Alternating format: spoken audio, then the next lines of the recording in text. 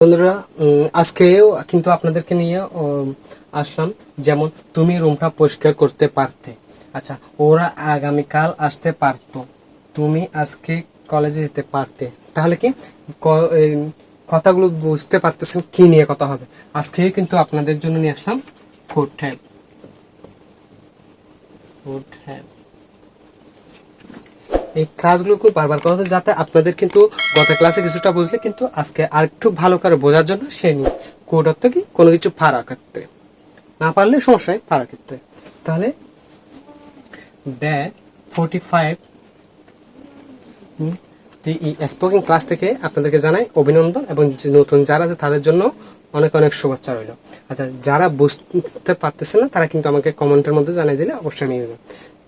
তাহলে কি code have নিয়ে আবার আসলাম কেন? আচ্ছা, তুমি রুমটা পরিষ্কার করতে পারতে। আচ্ছা, ওরা আগামীকাল আসতে পারতো, তাহলে তুমি আজকে কলেজে যেতে পারতে। তাহলে কি পারার ক্ষেত্রে কি ব্যবহার করা হয়? কোড হ্যাভ ব্যবহার করা হয়। তাহলে কি you could have, you could have, you could have পরিষ্কার করা কি ক্লিন, ক্লিন দা রুম। তাহলে তো তুমি রুমটা পরিষ্কার করতে পারতে। You could have clean the room, তুমি রুমটা পরিষ্কার করতে পারতে। তুমি যদি বলতাম তুমি মপ মারতে পারতে, তাহলে you could have clean the mop floor. তাহলে কি তুমি কোনো কিছু পারা ক্ষেত্রে, তাহলে you could have clean the room. আচ্ছা, তাহলে ওরা আগামীকাল আসতে পারতো। তাহলে কি ওরার জন্য কি হবে? They could have, they could have come tomorrow. তাহলে কি, তাহলে ওরা আগামীকাল আসতে পারতো, কিন্তু they could have come tomorrow। আচ্ছা, তাহলে কি ওরা আগামীকাল আসতে পারতো, কিন্তু এখানে যদি আপনি উইল দিয়েও ব্যবহার করেন তা কোনো সমস্যা নেই। আচ্ছা, পারতো, পারতো ক্ষেত্রে কি কোড। আচ্ছা, তাহলে কি they could have come tomorrow, তাহলে ওরা আগামীকাল আসতে পারতো। যদি বলি তুমি আজকে কলেজে যেতে পারতে,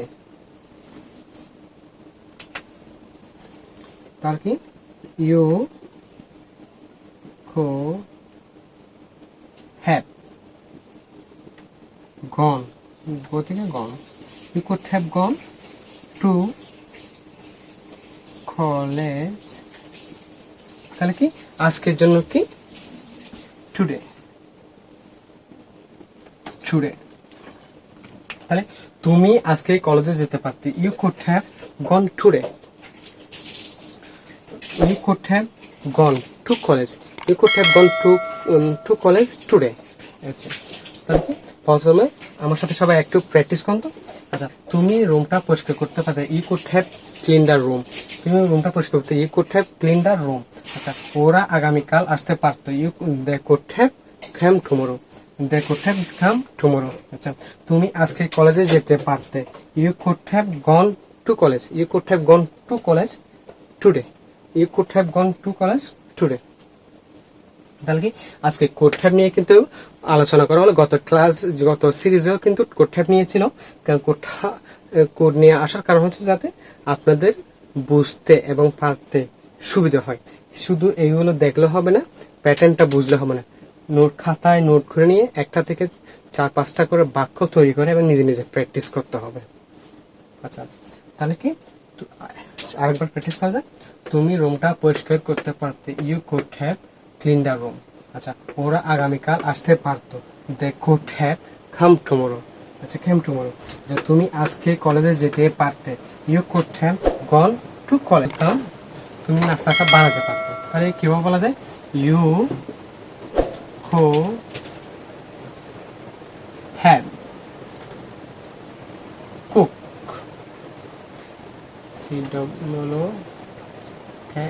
কুকড। তাহলে কি ব্রেকফাস্ট, ব্রেকফাস্ট। তাহলে কি তুমি you could have cooked a breakfast, তুমি নাস্তাটা বানাতে পারতে।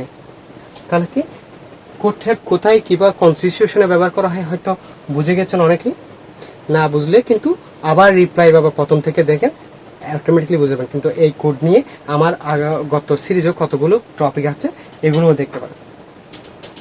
ওকে, এগুলো একটু নোট করে নেন।